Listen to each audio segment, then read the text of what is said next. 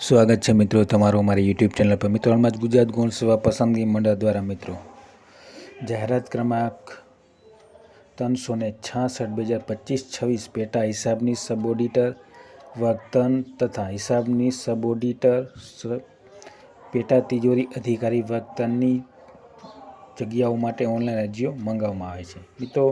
તો આની વિગતવાર આજે ચર્ચા કરવાના છીએ। શરૂ કરતાં પહેલાં મિત્રો ચેનલ પર નવા હોય તો ચેનલને સબસ્ક્રાઈબ કરવાનું ભૂલતા નહીં।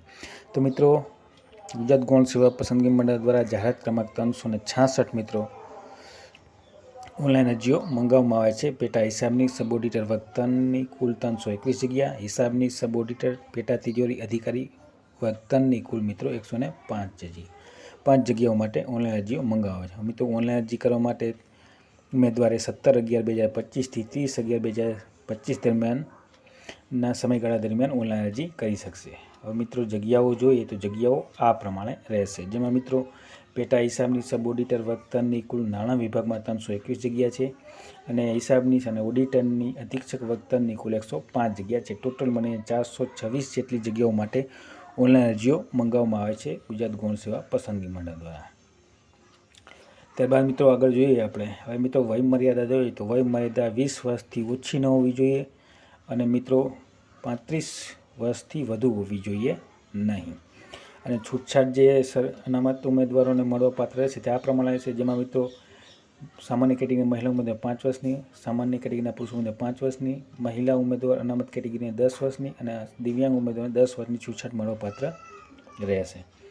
ત્યારબાદ મિત્રો પગાર ધોરણ જોઈએ તો પગાર ધોરણ આ પ્રમાણે રહેશે, જેમાં મિત્રો પગાર ધોરણ પેટા હિસાબની સબ ઓડિટર વર્તનનું જે પગાર ધોરણ રહેશે તે 26,000 રહેશે 5 વર્ષ માટે ફિક્સ, અને જે આરોપી 2026 મુજબનું જે પગાર ધોરણ રહેશે તે 25,500 થી 28,100 લેવલ 4 મુજબ રહેશે। ત્યારબાદ હિસાબની અને ઓડિટરનું જે મિત્રો પગાર ધોરણ રહેશે તે 49,600 રૂપિયા 5 વર્ષ માટે ફિક્સ રહેશે, અને ત્યારબાદ જે આરોપી 2016 મુજબનું પગાર ધોરણ રહેશે તે 39,900 થી 1,26,600 લેવલ 7 મુજબ રહેશે। તો આ પ્રમાણે પગાર ધોરણ રહેશે। હવે મિત્રો જે શૈક્ષણિક લાયકાત હોવી જોઈએ તે આ પ્રમાણે હોવી જોઈએ, જેમાં મિત્રો degree in bachelor of business એડમિનિસ્ટ્રેશનમાં હોવી જોઈએ અથવા બેચલર ઓફ કોમ્પ્યુટર એપ્લિકેશન કરેલ હોવું જોઈએ અથવા બેચલર ઓફ કોમર્સ કરેલ હોવું જોઈએ અથવા બેચલર ઓફ સાયન્સ કરેલ હોવું જોઈએ, મેથેમેટિક્સ અથવા સ્ટેટિસ્ટિક્સ થશે, અથવા bachelor of arts statistics economics અથવા મેથેમેટિક્સ સાથે પાસ કરેલ હોવું જોઈએ। તો આ પ્રમાણે મિત્રો શૈક્ષણિક લાયકાત હોવી જોઈએ, કોઈપણ યુનિવર્સિટીમાંથી ડિગ્રી ધરાવતા હોવી જોઈએ। અને ત્યારબાદ અગત્યની જે મિત્રો નોંધ છે તે BSc CA&IT તથા MSc CA&IT ડિગ્રી ધારક ઉમેદવાર આ જગ્યા માટે લાયક ગણવામાં આવેલ નથી મિત્રો। ત્યારબાદ આગળ જોઈએ મિત્રો આપણે। હવે મિત્રો જે અનુસૂચિત જે CBC ઉમેદવારો છે તે જે પ્રમાણપત્ર હોવું જોઈએ ક્રિમિલિયરનું તે મિત્રો 1/4/2023 થી 30/11/2025 સુધીના સમયગાળા દરમિયાન મેળવેલ હોવું જોઈએ। ત્યારબાદ મિત્રો SCBC ઉમેદવારો પાસે જે પ્રમાણપત્ર હોવું જોઈએ તે 1/12/2022 થી 30/11/2025 દરમિયાન મેળવેલ હોવું જોઈએ। ત્યારબાદ દિવ્યાંગ ઉમેદવારો જે પ્રમાણપત્ર હોવો જોઈએ તે જરૂરી રહેશે। ત્યારબાદ આગળ જોઈએ મિત્રો રમતગમતમાં વધારાના ગુણ મેળવવા માટે જે સર્ટિફિકેટ ધરાવતા હોય ઉમેદવારો તેને 5% ગુણ ઉમેરી આપવામાં આવશે મિત્રો। હવે કોમ્પ્યુટરની બેઝિક નોલેજ ધરાવતા હોવું જોઈએ, જેમાં મિત્રો ધોરણ 10 અને 12 પાસમાં કોમ્પ્યુટર વિષય સાથે પાસ કરેલ હોવું જોઈએ અથવા ડિગ્રી કે ડિપ્લોમા અભ્યાસક્રમમાં કોમ્પ્યુટર વિષય સાથે પાસ કરેલ હોવું જોઈએ। તો ઓનલાઈન અરજી કરવા માટેની તારીખ મિત્રો 17/11/2025 થી 30/11/2025 રહેશે। અહીંયા મિત્રો ઓનલાઈન અરજી કરવા માટેના સ્ટેપ બાય સ્ટેપ તમને બધી ડિટેલ આપેલી છે। અહીંયા અગત્યની નોંધ જે છે તે મિત્રો અરજીમાં પાસપોર્ટ સાઇઝનો ફોટોગ્રાફ વ્હાઇટ બેકગ્રાઉન્ડવાળો હોવો જોઈએ તથા ફોટો પડાવવાની તારીખ સાથેનો ફોટો અપલોડ કરવાનો રહેશે, અને આ તારીખ અરજી કરવાની છેલ્લી તારીખ 1 વર્ષ પહેલાં ન હોવી જોઈએ। તો મિત્રો ફોટો વ્હાઇટ બેકગ્રાઉન્ડવાળો હોવો જોઈએ અને તારીખ સાથેનો હોવો જોઈએ અને 1 વર્ષથી પહેલાંનો ન હોવો જોઈએ અને 15 KBની અંદરની સાઇઝમાં હોવો જોઈએ મિત્રો ફોટો અને સિગ્નેચર। ત્યારબાદ મિત્રો આગળ જોઈએ આપણે।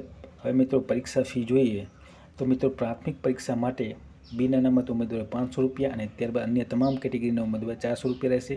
ત્યારબાદ મુખ્ય પરીક્ષા માટે બિન અનામત ઉમેદવાર માટે 600 રૂપિયા અને ત્યારબાદ અન્ય તમામ કેટેગરી ઉમેદવારો 500 રૂપિયા રહેશે। મિત્રો પરીક્ષામાં ઉપસ્થિત રહેતા ઉમેદવારને પરીક્ષા ફી રિફંડ મળવાપાત્ર રહેશે. તો આ પ્રમાણે મિત્રો ફી માળખું રહેશે. ત્યારબાદ મિત્રો આગળ જોઈએ આપણે. હવે મિત્રો પરીક્ષા પદ્ધતિ જોઈએ તો મિત્રો પ્રિલિમિનરી પરીક્ષા જે MCQ ટાઈપની રહેશે 150 માર્કની, તે આ પ્રમાણે રહેશે. જેમાં મિત્રો પેપર 1 રહેશે MCQ ટાઈપની, જેમાં જનરલ સ્ટડી અને એઝ પર એપેન્ડિક્સ એ મુજબનો અભ્યાસક્રમ રહેશે. 150 માર્કનું પ્રશ્નપત્ર રહેશે અને 2 કલાકનો સમયગાળો રહેશે. દરેક પ્રશ્નનો 1 માર્ક રહેશે અને નેગેટિવ માર્કિંગ 0.5 રહેશે. ત્યારબાદ મેઇન એક્ઝામ જોઈએ તો જેમાં પેપર 1 અને 2 રહેશે. જેમાં પેપર 1માં મિત્રો ગુજરાતી લેંગ્વેજ અને ઇંગ્લિશ લેંગ્વેજ રહેશે, જે એઝ પર એપેન્ડિક્સ 2 મુજબ રહેશે.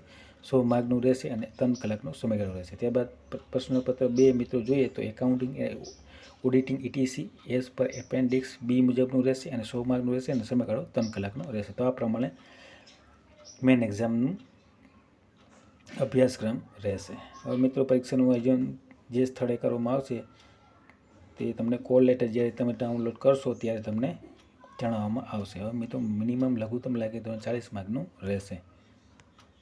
ત્યારબાદ મિત્રો આગળ જોઈએ આપણે.